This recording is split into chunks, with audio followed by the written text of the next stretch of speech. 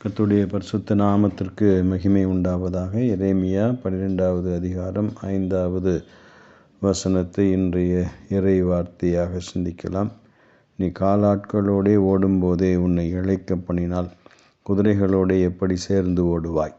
சமாதானமுள்ள தேசத்திலேயே நீ அடைக்கலம் தேடினால் யோர்தான் பிரவாகித்து வரும்போது நீ என்ன செய்வாய்? Jeremiah 12:5. If you run with the footmen and they have wearied you, then how can you contend with horses? And if in the land of peace in which you trusted they wearied you, then how will you do in the flood plain of the Jordan? என்று பார்க்கிறோம்.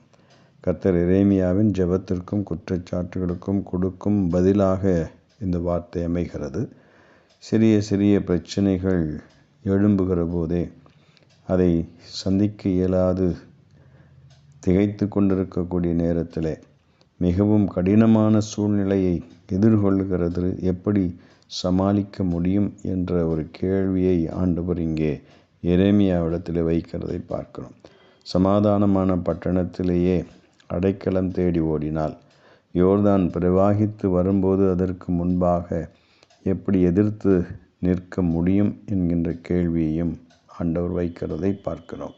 தேவனுடைய பிள்ளைகள் எதிர்கொள்ளுகிற எச்சரிப்பின் சத்தமாக இந்த வார்த்தை அமைகிறது.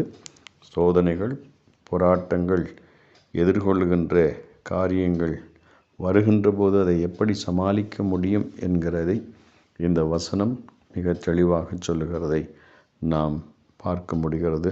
கர்த்தர் இந்த வார்த்தைகளை ஆசீர்வதிப்பாராக. ஆமென்.